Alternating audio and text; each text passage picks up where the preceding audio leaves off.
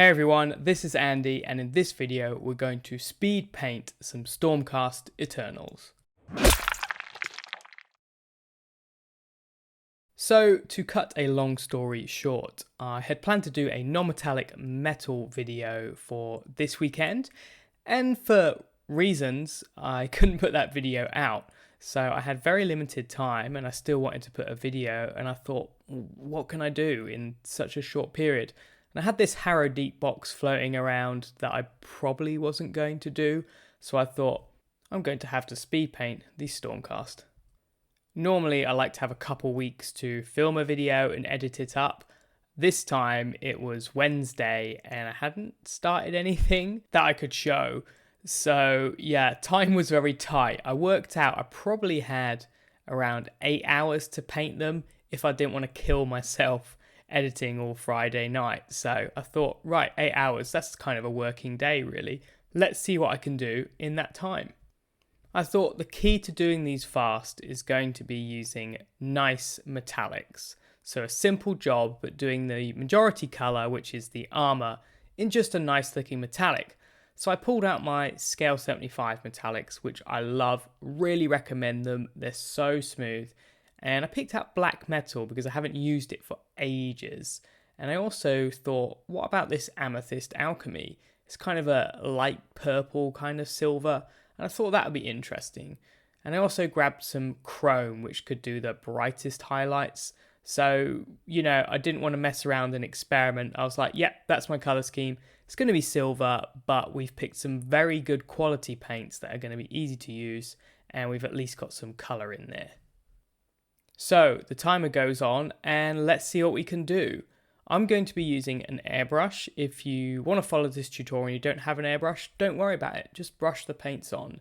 I love airbrushing metallics because they come out very smooth and very flat. Obviously for this challenge, it was of course going to save me some time. So I started out by airbrushing with my coat of paint airbrush, of course, the black metal all over. And honestly, just black metal on its own looks great. So I was feeling good. Just, I'd chosen the right silver. I thought it looked good just from the base coat. So yeah, good start.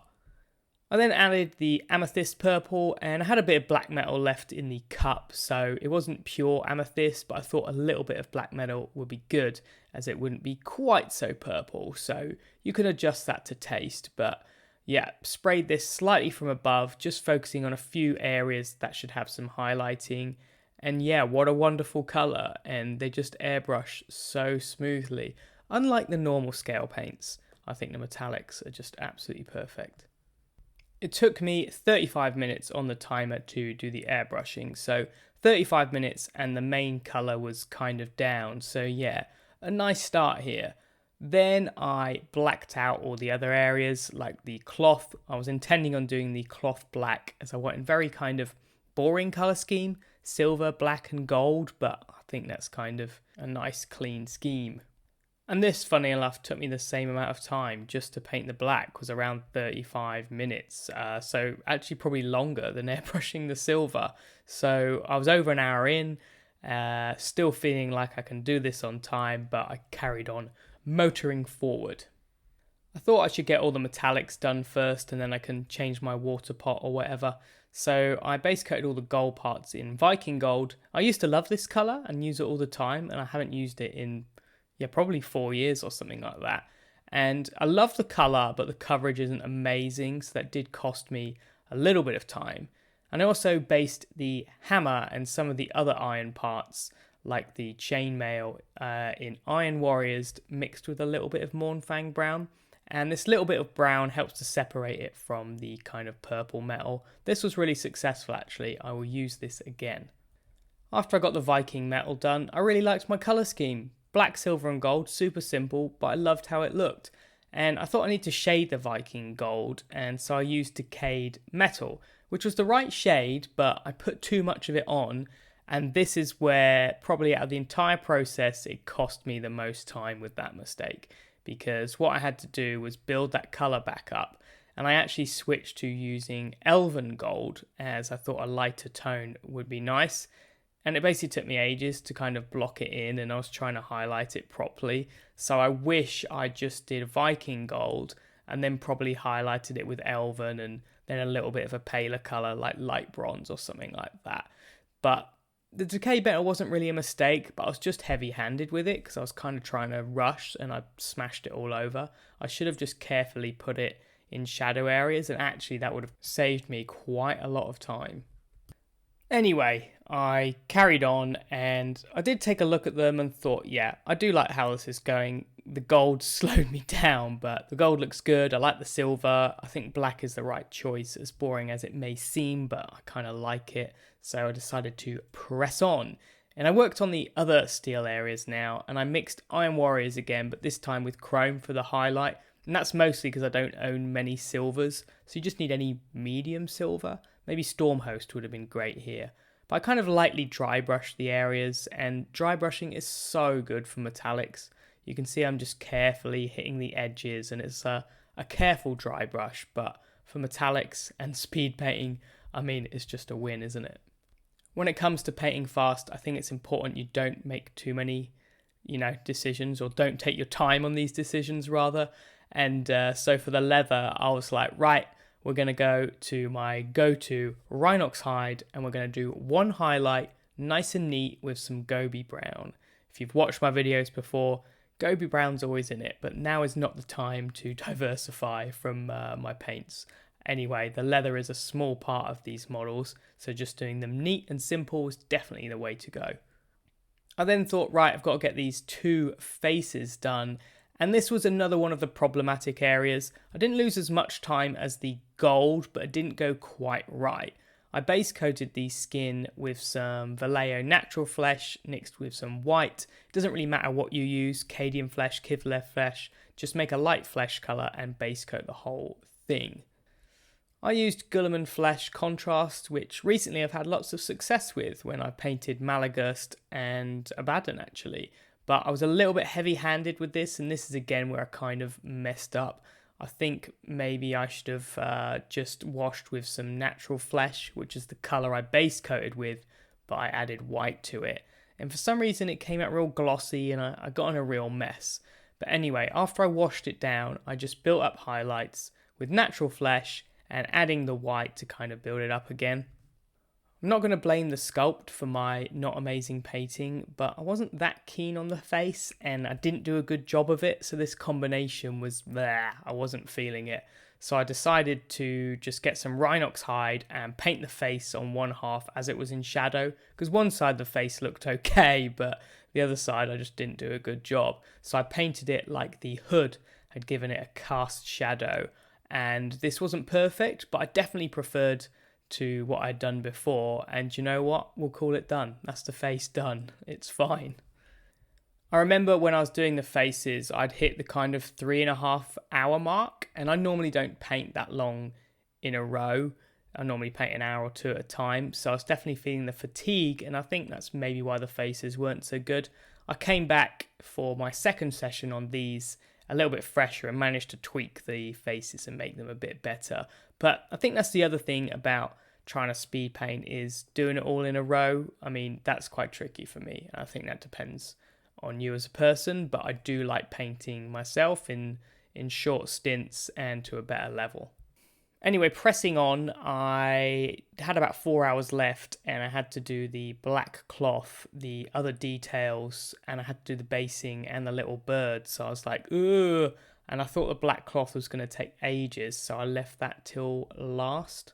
So I highlighted this up with Eclipse Grey from Scale 75. Amazing grey, I absolutely love it. I really recommend getting this grey if you don't have it. It's just really matte, and I thought having a super matte black, even if I don't paint it that great, will look pretty against the sort of silver metallics when we're playing on the gaming table, because that's what these are for. So I tried pushing the highlights further, but actually I preferred it when it was just Eclipse Grey, and I think a fault of mine is often over highlighting stuff, and I thought, come on, let's keep it simple. Just do a nice blend from Eclipse Grey to black. That's enough. If it's really matte and it's highlighted, it'll be subtle and look cool.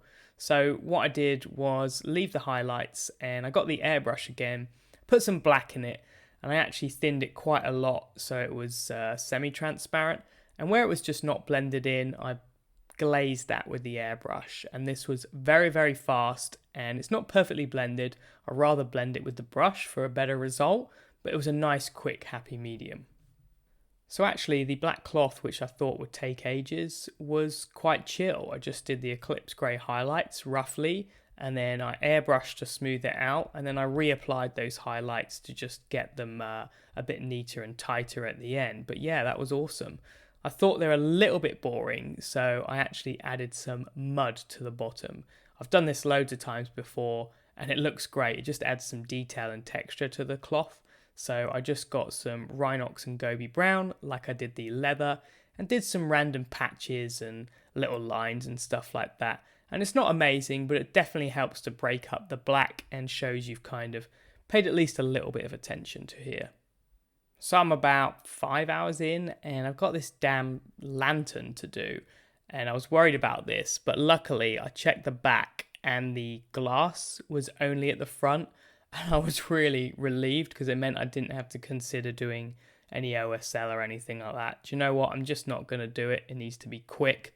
So I used some German Orange, which I knew had great coverage, and I took my time with this because, you know, I'd made mistakes on the gold and the face, so I was like, slow down a little bit just to get the base coats clean, and German Orange coverage was great. I just took my time to get it nice and tight, and then I just built up highlights with Sunny Skin Tone, which is an awesome color, and I added a little bit of white to the Sunny Skin Tone and just, yeah, built up highlights for this kind of glowing lantern. It wasn't a particularly good effect that I've done, you know, no OSL anywhere, but I think it looks okay. So I'm feeling pretty good because I've got to 5 hours roughly in and the models are done, and there's bits that aren't perfect, but I could actually, you know, improve those at another time if I wanted. So yeah, I'm really happy that the models are done. I'm a little bit tired and I've just got the bases and the little seagull to do.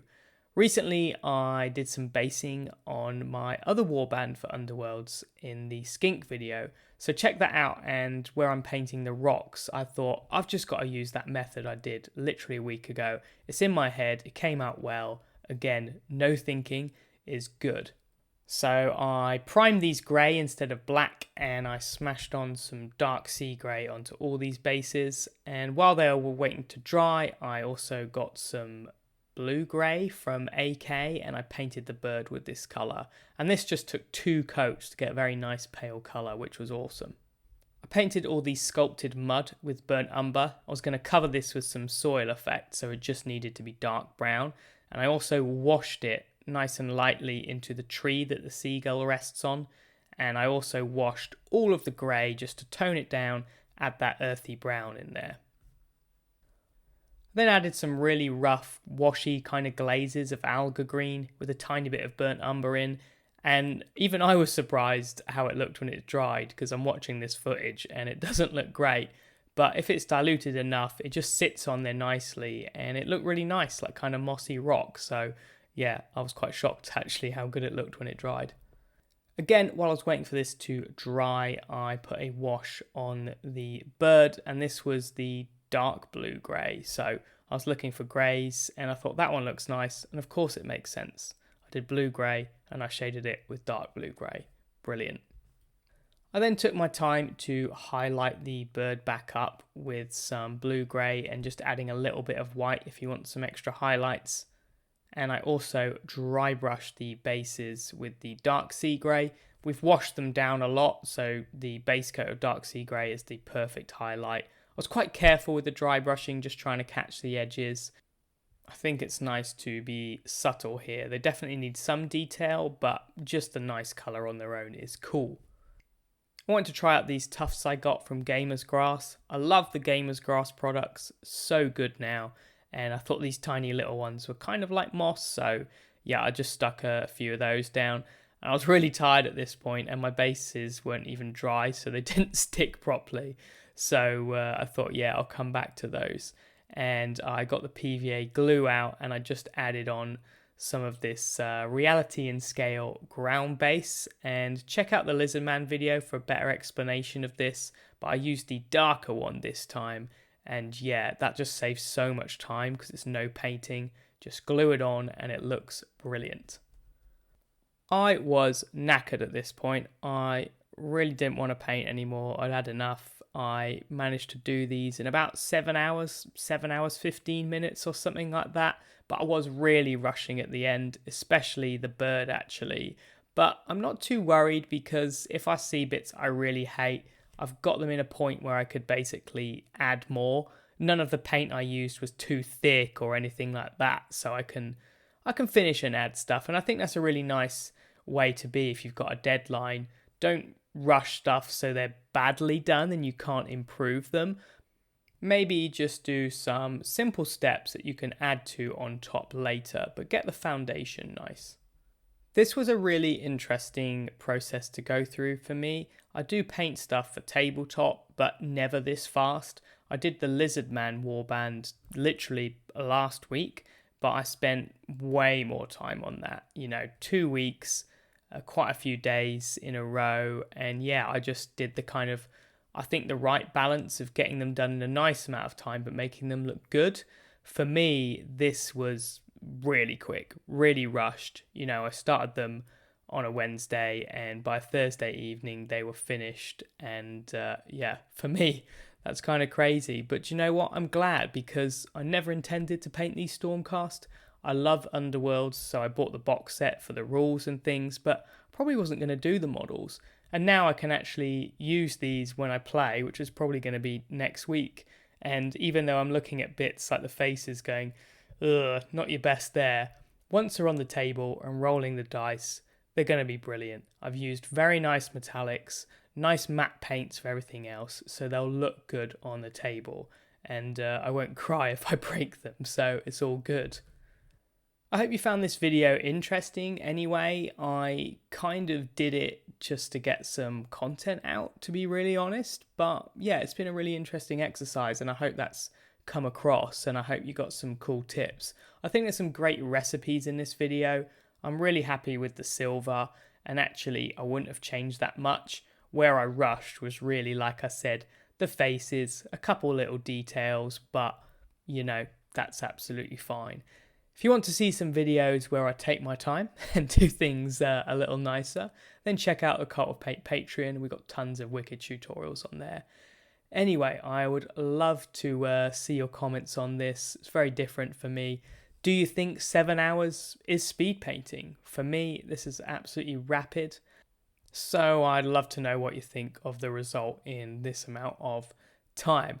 Anyway, I hope you enjoyed doing some speed painting yourself for the tabletop, and I will return with some slow burn stuff. So we'll do some non-metallic metal on the channel for sure, and I would like to spend 7 hours just painting one leg or something like that. That is more my jam. All right, so see you guys soon. Have fun.